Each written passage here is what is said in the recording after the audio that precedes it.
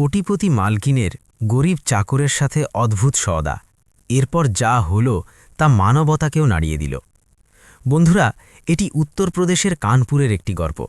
কানপুরের সেই কোণা যেখানে ঝলমলে উঁচু ইমারত আর বিলাসবহুল বাংলো থেকে কিছুটা দূরে একটি ছোট মহল্লা আছে, যেখানে স্বপ্নগুলো খুব ছোট ছোট হয়। শুধু কোনো মতে রুটি রুজির ব্যবস্থা হয়ে গেলেই সেটা জীবনের সবচেয়ে বড় আকাঙ্ক্ষা হয়ে দাঁড়ায়। এই মহল্লাতেই থাকত অর্জুন। বয়স প্রায় ২৯ বছর, চেহারায় দায়িত্বের গভীর ছাপ, চোখে সেই ক্লান্তি যা কেবল সেই অনুভব করতে পারে যে ছোটবেলা থেকেই পরিস্থিতির কাছে হার মানতে শিখেছে। অর্জুনের পৃথিবী ছিল কেবল দুই মানুষের মধ্যে সীমাবদ্ধ, সে নিজে এবং তার মা। বাবা অনেক আগেই চলে গেছেন, লোকে বলতো হার্ট অ্যাটাক হয়েছিল, কিন্তু অর্জুন জানত আসল কারণ ছিল বেকারত্ব আর হতাশা। মা, যিনি একসময় পুরো ঘর হাসি খুশিতে আগলে রাখতেন, আজ বিছানা থেকে উঠতেও পারেন না। প্যারালাইসিস তার শরীরকে বন্দী করে ফেলেছে। কিন্তু মায়ের চোখে আজও নিজের ছেলের জন্য সেই একই দোয়া, একই ভালোবাসা আর সেই একই আশা বেঁচেছিল। অর্জুন খুব ভোরে ঘুম থেকে উঠত, মায়ের পা মালিশ করে দিত, তাকে ওষুধ খাওয়াত, তারপর কাজের সন্ধানে বেরিয়ে পড়ত। প্রতিদিন এই আশা নিয়ে যে আজ হয়তো একটু বেশি আয় হবে, হয়তো আজ হাসপাতালের পুরো ফিস জোগাড় হয়ে যাবে। কিন্তু দারিদ্র্যের একটি নিষ্ঠুর নিয়ম আছে, আপনি যত দৌড়াবেন সে তত দ্রুত আপনার পিছু নেবে। কানপুরেরই অন্য এক প্রান্তে দাঁড়িয়েছিল এক চমৎকার ভিলা, রয়্যাল রেসিডেন্স। উঁচু লোহার গেট, চকচকে বিলাসবহুল গাড়ি আর ভেতরে কাজ করার বিশাল এক দল। এই ভিলার মালকিন ছিলেন সানিয়া গুপ্তা, দেশের একজন বিখ্যাত শিল্পপতি, যার নাম বিজনেস ম্যাগাজিনে ছাপা হতো, টিভি ডিবেটে নাম নেওয়া হতো এবং যার এক কলে কোটি টাকার লেনদেন পাকা হয়ে যেত। লোকে তাকে ভাগ্যবান বলতো, কারণ তার কাছে অঢেল সম্পদ ছিল, কিন্তু কেউ কখনো জিজ্ঞেস করেনি যে তার কাছে মনের শান্তি আছে কিনা। ভাগ্যের টানে অর্জুন সেই রয়্যাল রেসিডেন্সেই এসে পৌঁছাল। কাজের খোঁজে দাঁড়ে দাঁড়ে ঘুরতে ঘুরতে সে জানতে পারল যে সেখানে একজন হেল্পারের প্রয়োজন। ঘরের পরিষ্কার পরিচ্ছন্নতা, ছোটখাটো কাজ, কখনো গাড়ি পরিষ্কার করা, অর্জুন দ্বিধা ছাড়াই রাজি হয়ে গেল। তার কাছে এই চাকরি কোনো শান শওকত ছিল না, ছিল কেবল মায়ের ওষুধের এক ঝলক আলো। প্রথম দিন সানিয়া অর্জুনকে হয়তো লক্ষ্যই করেননি। তিনি তার ট্যাবলেটে ব্যস্ত ছিলেন, ভিডিও কলে মিটিং করছিলেন এবং অর্জুন চুপচাপ কোনায় দাঁড়িয়ে আদেশের অপেক্ষায় ছিল। কিন্তু দিন কাটতে লাগল। অর্জুনের কাজ করার ধরন ছিল একদম আলাদা। কোনো শব্দ না করে, কোনো অভিযোগ না করে প্রতিটি কাজ পূর্ণ নিষ্ঠার সাথে করত। কখনো কোনো দামি জিনিস ছোঁয়ার সময় তার চোখে লালসা দেখা যায়নি, কখনো গয়না বা নগদ টাকা দেখে তার চোখ স্থির হয়ে যায়নি।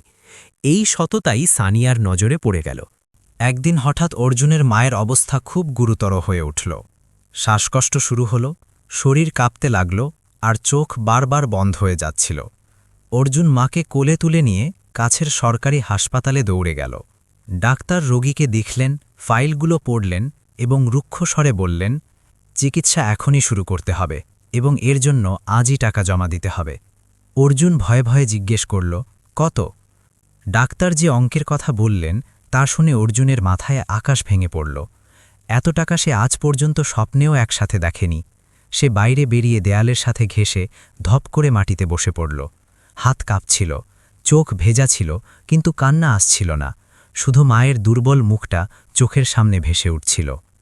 রাতে যখন অর্জুন ভিলায় ফিরল, তার মুখ আগের চেয়ে অনেক বেশি বিষণ্ণ ছিল। সানিয়া তাকে গভীরভাবে লক্ষ্য করলেন, প্রথমবারের মতো সত্যিই খেয়াল করলেন। কি হয়েছে অর্জুন? সানিয়া কোনো কড়া সুর ছাড়াই জিজ্ঞেস করলেন। অর্জুন কিছুক্ষণ চুপ করে রইল, তারপর যেন সব কষ্ট একসাথে ফেটে বের হল। সে মায়ের অবস্থার কথা জানালো, ডাক্তারের কথা বলল এবং সব শেষে কাঁপানো গলায় বলল, ম্যাডাম, আজ যদি টাকা জোগাড় না হয় তবে আমার মা। বাক্যটি অসম্পূর্ণ থেকে গেল, চোখের জল আগে বেরিয়ে এলো। সানিয়া কিছুই বললেন না, শুধু তাকে দেখতে থাকলেন। তার চোখে অসহায়ত্ব ছিল, কিন্তু নতি স্বীকার ছিল না, ব্যথা ছিল, কিন্তু ভিক্ষা ছিল না। সানিয়া জীবনে অনেক চেহারা দেখেছিলেন, লোভে চকচক করা, সুযোগ সন্ধানী আর সামান্য প্রয়োজনে নুয়ে পড়া। কিন্তু অর্জুনের চেহারা ছিল একদম আলাদা। সে সাহায্য চাইছিল, কিন্তু নিজেকে বন্ধক রাখছিল না। ঘরে গভীর নীরবতা নেমে এলো। ঘড়ির টিকটিক শব্দ হঠাৎ খুব জোরালো মনে হতে লাগল। সানিয়া ট্যাবলেট বন্ধ করলেন, ফোন পাশে রাখলেন এবং প্রথমবারের মতো পুরোপুরি অর্জুনের দিকে ফিরলেন। বস, তিনি শান্ত স্বরে বললেন। অর্জুন ঘাবড়ে গেল। এসব বাড়িতে চাকরদের বসার স্বাধীনতা খুব কমই মেলে। সেই সোফার এক কোণায় আলতো করে বসল, যেন ভয় পাচ্ছিল যে বেশি জায়গা নিয়ে না ফেলে। সানিয়া লম্বা শ্বাস নিলেন, তারপর জিজ্ঞেস করলেন, কত টাকা লাগবে? অর্জুন মাথা নিচু করে ফেলল। গলার স্বর ছিল খুব ক্ষীণ। ম্যাডাম, অনেক বেশি। সানিয়া টাকার অঙ্ক শুনলেন। তার চেহারায় কোনো বিস্ময় বা দুশ্চিন্তা ছিল না। এই পরিমাণ টাকা দিয়ে তিনি প্রতিদিন বিজনেস ডিল করেন, কিন্তু সামনে একজন ছেলে বসেছিল যে ওই টাকার জন্য নিজের পুরো জীবন বাজি রাখতে পারত। সানিয়া চেয়ার থেকে উঠলেন, জানালার কাছে গিয়ে বাইরের দিকে তাকাতে লাগলেন। শহরের ঝলমলে আলো নিচে ঝিকমিক করছিল, কিন্তু তার ভেতরে দীর্ঘ সময় ধরে অন্ধকার ছেয়েছিল। আমি যদি তোমার মায়ের পুরো চিকিৎসার দায়িত্ব নিই, সানিয়া পেছন ফিরে বললেন, তবে তার বদলে তুমি আমাকে কি দেবে? অর্জুন চমকে উঠল। সে ধীরে ধীরে মাথা তুলল। ম্যাডাম, আমার কাছে দেওয়ার মতো কিছু নেই। আমি কঠোর পরিশ্রম করব। আপনি যতটা বলবেন ততটা কাজ করব। সানিয়া হালকা হাসলেন। সেই হাসি খুশির ছিল না, ছিল ক্লান্তির। পরিশ্রম? তিনি আবারও বললেন, আমার কাছে পরিশ্রমী মানুষ অনেক আছে অর্জুন। প্রথমবারের মতো তিনি তার নাম নিলেন। অর্জুনের ভেতরে এক আলোড়ন তৈরি হল। সানিয়া ঘুরে দাঁড়ালেন এবং ধীরে ধীরে তার সামনে এসে দাঁড়ালেন।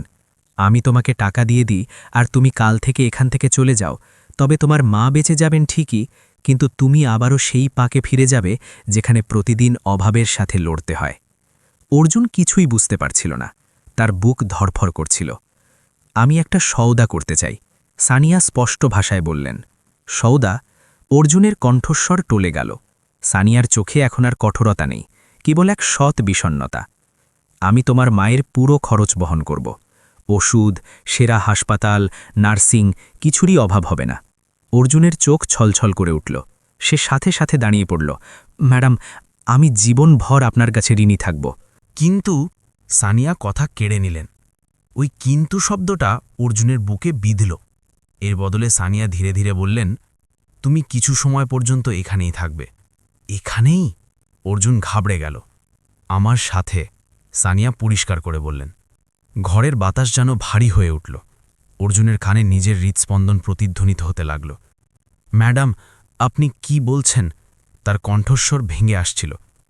সানিয়া গভীর শ্বাস নিলেন। ভয় পেও না, তিনি বললেন। আমি জোর করছি না, এটি একটি প্রস্তাব। গ্রহণ করবে কিনা তা তোমার ইচ্ছা। অর্জুনের চোখের সামনে মায়ের মুখটা ভেসে উঠল, দুর্বল, অসহায়, তার জন্য অপেক্ষায় থাকা। তারপর তার নিজের আত্মসম্মানের কথা মনে পড়ল, যে আত্মসম্মান তাকে দারিদ্র্যের মাঝেও বেঁচে থাকার শক্তি জুগিয়েছে। আমি কি একটু ভাবতে পারি? অর্জুন ইতস্তত করে জিজ্ঞেস করল। সানিয়া মাথা নেড়ে সম্মতি দিলেন। সকাল পর্যন্ত, তিনি বললেন। সকালে সিদ্ধান্ত জানিয়ে দিও। অর্জুন বেরিয়ে এলো। পাগুলো ছিল খুব ভারী, মাথা ছিল অসাড়। সেই রাতে সে ঘুমাতে পারল না। কখনো মায়ের শ্বাসকষ্টের কথা মনে আসছিল, কখনো সেই কথাগুলো। আমার সাথে থাকবে।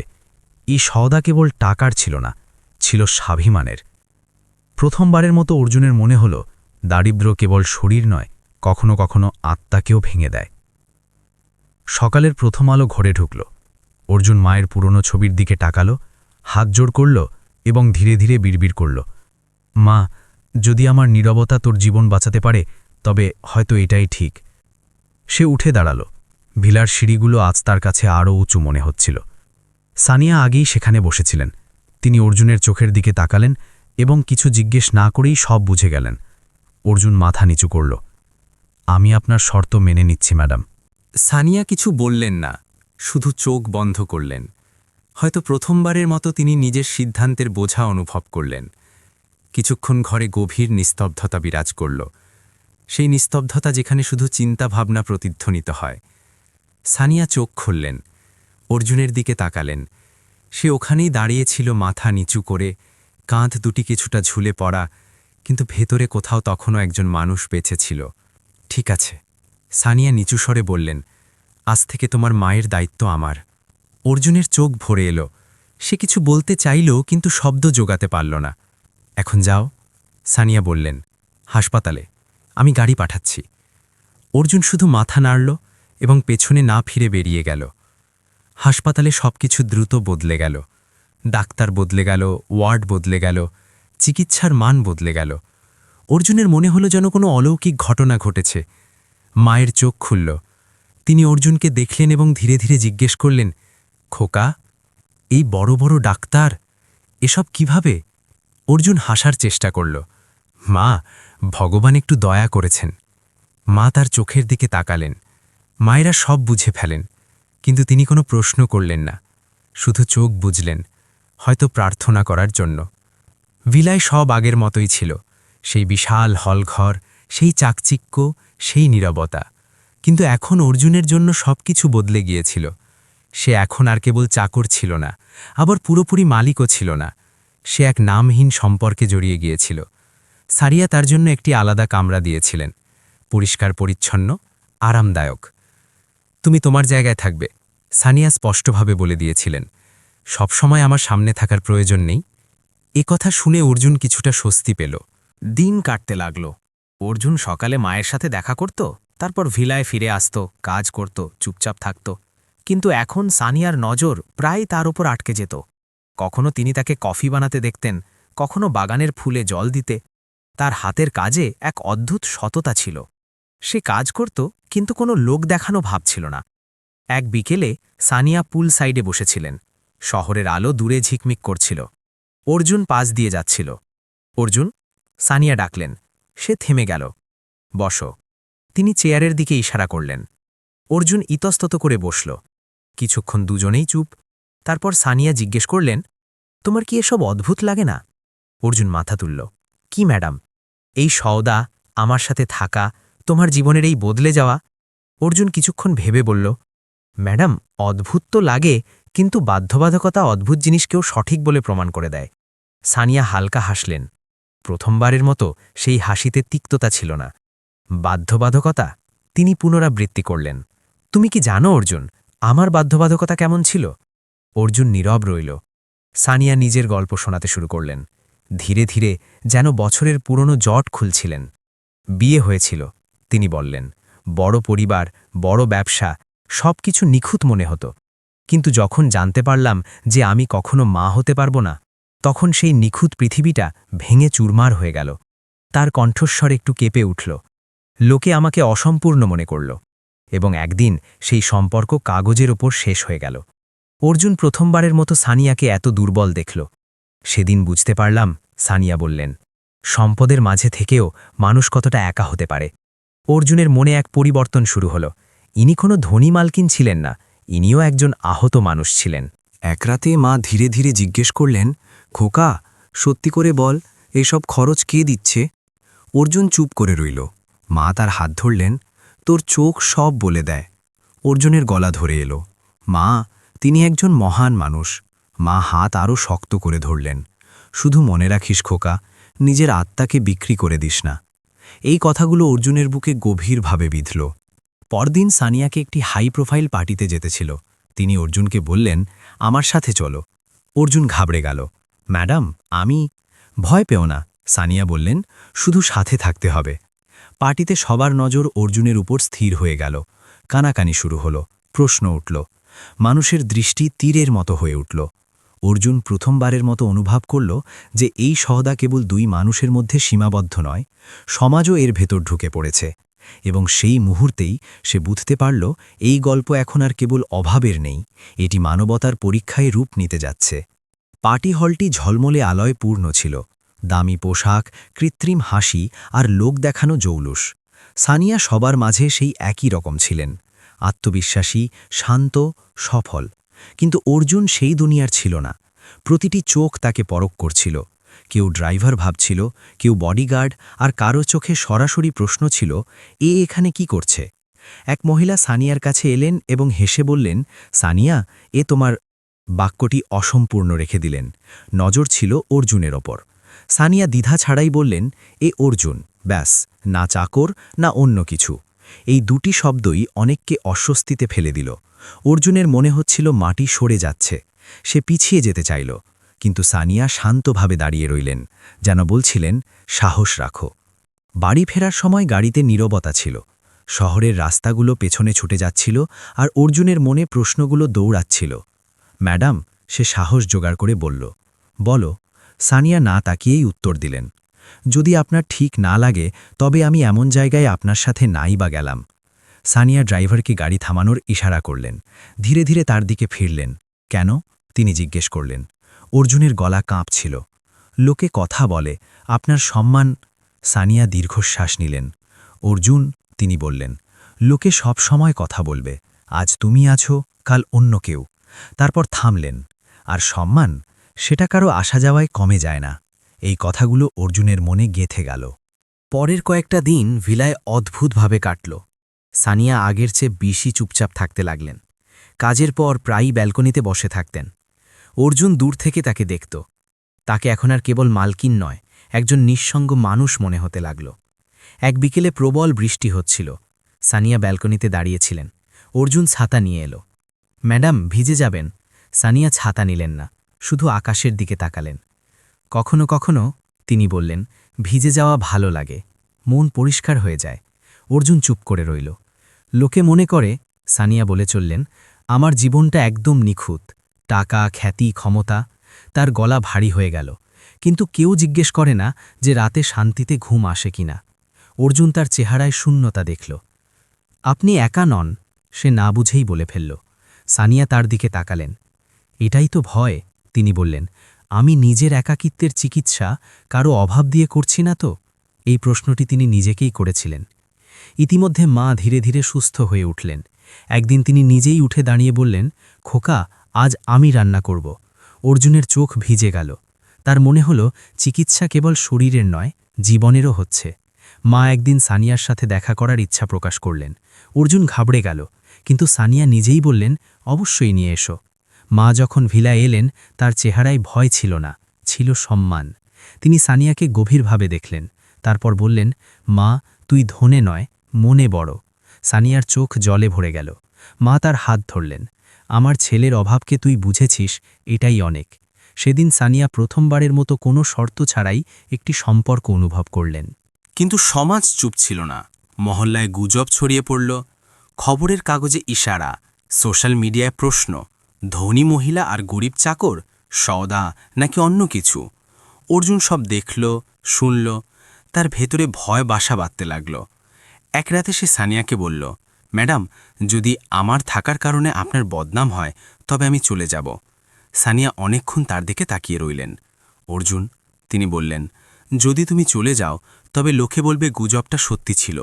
তারপর থামলেন। আর যদি থেকে যাও তবে হয়তো একটি প্রশ্ন উঠবে, প্রতিটি সম্পর্কই কি সওদা হয়? অর্জুনের কাছে উত্তর ছিল না, কিন্তু তার ভেতর কিছু একটা মজবুত হচ্ছিল। সে বুঝে গিয়েছিল, এখন সিদ্ধান্ত কেবল তার বা সানিয়ার নয়, সেই চিন্তাধারার যা মানুষকে তার মর্যাদা দিয়ে বিচার করে। পরের দিনই অফিসে মিটিং ছিল। বড় বিনিয়োগকারী, দামি স্যুট আর মুখে মুখোশ পরা সব মানুষ। মিটিংয়ের আগে কেউ একজন বলল, ম্যাডাম, বাইরে সাংঘাতিকরা আছে।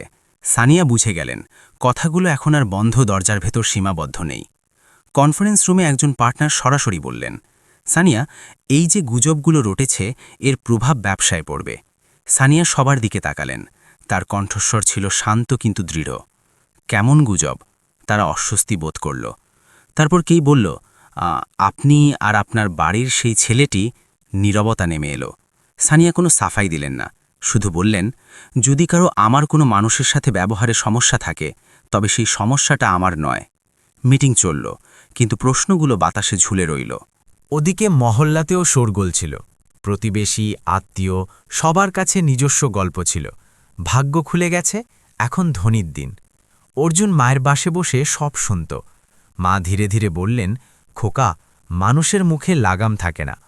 অর্জুন চুপ করে রইল, কিন্তু ভেতরে কিছু একটা ভেঙে যাচ্ছিল। এক বিকেলে সানিয়া অর্জুনকে ডাকলেন। আমি একটা বড় সিদ্ধান্ত নিতে যাচ্ছি, তিনি বললেন। অর্জুনের বুক ধরফর করতে লাগল। লোকে ভাবে আমি তোমাকে কিনে নিয়েছি, সানিয়া বললেন, এবং হয়তো আমিও এটাই ভেবেছিলাম। তিনি থামলেন। কিন্তু সত্যিটা হলো, কারো অভাবকে নিজের একাকিত্বের চিকিৎসা বানানো ভুল। অর্জুন মাথা নিচু করল। ম্যাডাম, যদি আপনার মনে হয় আমি। সানিয়া হাত তুলে তাকে থামালেন। না, এটা তোমার ভুল নয়। তারপর স্থির হয়ে বললেন, আমি এই সওদা শেষ করতে চাই। এই শব্দগুলো অর্জুনের জন্য যেমন স্বস্তি ছিল তেমনি ছিল এক বোঝা। আপনি কি বলছেন? তার গলা কাঁপছিল। সানিয়া তার চোখের দিকে তাকালেন। আমি তোমার মায়ের চিকিৎসা কোনো শর্তের ভিত্তিতে করছিলাম না, আর এখন আর কোনো সওদার প্রয়োজন নেই। ঘরে শান্তি বিরাজ করছিল। অর্জুন প্রথমবারের মতো নিজেকে মুক্ত অনুভব করল, কিন্তু স্বাধীনতার সাথে সাথে এক শূন্যতাও এলো। তবে আমি এখানে, সেই ইতস্তত করে জিজ্ঞেস করল। সানিয়া হাসলেন। যদি থাকতে চাও তবে নিজের ইচ্ছায় থাকবে, চাকর হিসেবে নয়। পরদিন সানিয়া সবাইকে ডাকলেন, স্টাফ, ম্যানেজার এবং কিছু কাছের মানুষ। পরিষ্কার ঘোষণা করলেন, অর্জুন এখন আর আমার এখানকার কর্মচারী নয়। কানাকানি শুরু হলো। সে এখন নিজের ছোট ব্যবসা শুরু করবে, সানিয়া বললেন, এবং আমি তাকে সাহায্য করব, বিনা শর্তে। অর্জুনের চোখ ভিজে গেল। প্রথমবারের মতো কেউ তার উপর সত্যিকারের বিশ্বাস রেখেছিল। মিডিয়ার সামনে সানিয়া দাঁড়ালেন। প্রশ্নের পর প্রশ্ন। সেই সম্পর্কটা কি সওদা ছিল? সানিয়া ভাবলেন, তারপর বললেন, হ্যাঁ, কিন্তু মানবতা সেই সওদাকে নিজেই ভেঙে দিয়েছে। কোনো অনুশোচনা আছে? অনুশোচনা এই বিষয়ে যে আমরা কারো অভাবকে এত সস্তা মনে করেছিলাম। হলঘরে নিস্তব্ধতা নেমে এলো। অর্জুন দূরে দাঁড়িয়ে সব দেখছিল। সে বুঝে গেল সানিয়া তাকে লুকিয়ে রাখছেন না, তিনি সত্যের সাথে দাঁড়িয়ে আছেন। সেই সন্ধ্যায় অর্জুন মায়ের সাথে ভিলার বাইরে বসেছিল। মা বললেন, খোকা, আজ তোকে দেখে তোর বাবার কথা মনে পড়ছে। অর্জুনের চোখ ভরে এলো। তিনিও কখনো মাথা নত করতে শেখেননি। মা বললেন, শুধু পরিস্থিতি প্রভাব বিস্তার করেছিল। অর্জুন আকাশের দিকে তাকালো। আজ প্রথমবারের মতো সে নিজেকে ছোট মনে করছিল না। রাতে সানিয়া একা ছিলেন। সামনে পুরনো অ্যালবাম, বিয়ের ছবি। তিনি একটি ছবি উল্টে দিলেন এবং ধীরে ধীরে বললেন, মানুষকে বুঝতে এত দেরি কেন হয়ে যায়? সেই মুহূর্তে তিনি ধনী ছিলেন না, ছিলেন কেবল একজন মানুষ। ভিলা থেকে বেরিয়ে অর্জুন খোলা বাতাসে গভীর শ্বাস নিল। বাতাস আজ সতেজ মনে হচ্ছিল, যেন বহু বছরের বোঝা নেমে গেছে। সে একটি ছোট দোকান শুরু করল। পুরনো দক্ষতা, সৎ পরিশ্রম আর মায়ের দোয়া, এগুলোই ছিল তার পুঁজি। শুরুটা কঠিন ছিল, ক্রেতা কম, কখনো বাকিতে দিতে হতো। কিন্তু এখন সে কোনো শর্তের নিচে ছিল না, সেই ছিল নিজের সিদ্ধান্তের মালিক। মা প্রতিদিন দরজায় তার জন্য অপেক্ষা করতেন। ক্লান্ত হয়ে ফিরলে কপালে হাত বুলিয়ে দিতেন। ক্লান্ত হয়ে গেছিস খোকা, তিনি বলতেন। আর অর্জুন সেই স্পর্শে পরম শান্তি খুঁজে পেত। ধীরে ধীরে মানুষের চিন্তাধারা বদলাল। যারা গতকাল গুজব ছড়াত, আজ তারাই তার পরিশ্রমের প্রশংসা করে। ছেলেটা ভালো, কাজে মন আছে। অর্জুন বুঝতে পারল, মর্যাদা চিৎকার করে নয়, নিঃশব্দ পরিশ্রম দিয়ে অর্জন করতে হয়। ওদিকে সানিয়ার জীবনেও পরিবর্তন এলো। মিটিংগুলো একই ছিল, সিদ্ধান্তগুলো এক, কিন্তু দৃষ্টিভঙ্গি ছিল নতুন। তিনি সেই প্রতিটি জায়গায় থামতেন যেখানে কারো অভাব ফুটে উঠত। তিনি বুঝে গিয়েছিলেন, দান আর সম্মানজনক সাহায্যের মধ্যে পার্থক্য আছে। সম্মান শর্তের উপর টিকে থাকে না। একদিন সানিয়া একটি ছোট উদ্যোগ শুরু করলেন, পরিশ্রমী কিন্তু সুযোগবঞ্চিত মানুষের জন্য। কোনো হইচই ছাড়া, ক্যামেরা ছাড়া, সঠিক সাহায্য সঠিক জায়গায়। কেউ জিজ্ঞেস করল, এসব কেন? সানিয়া বললেন, কারণ কারো অভাব আমার একাকিত্বের চিকিৎসা হতে পারে না। সময় বয়ে গেল। অর্জুনের কাজ বাড়তে লাগল। মা এখন নিজে হেঁটে দোকান পর্যন্ত আসেন। তার চোখে নতুন চমক ছিল। তিনি অর্জুনের দিকে তাকিয়ে হাসতেন, যেন বলতেন, তোর দেরি হয়েছিল ঠিকই, কিন্তু তুই নুয়ে পড়িসনি। এক বিকেলে একটি সাধারণ খাম এলো। ভেতরে শুধু দুটি লাইন, নিজেকে কখনো ছোট মনে করবে না। মানুষের আসল পরিচয় তার ইচ্ছা ও নির্বাচন, তার বাধ্যবাধকতা নয়। অর্জুন বুঝে গেল কার বার্তা। সে চিঠিটা মাকে দিল। মা পড়লেন, চোখ বন্ধ করলেন এবং বললেন, ঈশ্বর দেরিতে হলেও সব কিছু বুঝিয়ে দেন। সেই রাতে অর্জুন অনেক রাত পর্যন্ত জেগেছিল। তার মনে হল সেই সম্পর্কটা কখনো নামের মুখাপেক্ষী ছিল না। সেটি ছিল দুটি ভাঙা হৃদয়ের মধ্যে মানবতার এক সেতু। আর এটাই ছিল তার সবচেয়ে বড় সত্য। কয়েক মাস পর একটি বড় অনুষ্ঠানে অর্জুন আর সানিয়া আবারও মুখোমুখি হলেন। কোনো স্টেজ শেয়ার করা নয়, কোনো আনুষ্ঠানিকতা নয়, শুধু এক মুহূর্তের জন্য নজর বিনিময় হল। এবং দুজনেই বুঝে গেলেন, কিছু ঋণ শব্দ দিয়ে নয়, নীরবতা দিয়ে শোধ করতে হয়। লোকে আজও গল্প বানায়, কেউ বলে সওদা ছিল, কেউ বলে ভাগ্য, কিন্তু সত্য এই যে দুজনেই অবিচল ও মজবুত হয়ে দাঁড়িয়ে আছে। সত্য এটা নয় যে একজন ধনী মহিলা একজন গরিবের সাহায্য করেছিলেন।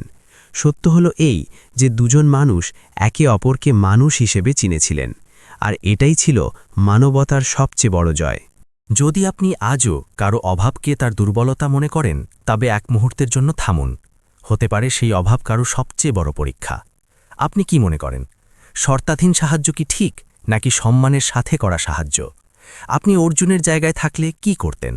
আর যদি সানিয়ার জায়গায় হতেন, তবে কি সত্যের সাথে দাঁড়ানোর সাহস দেখাতেন?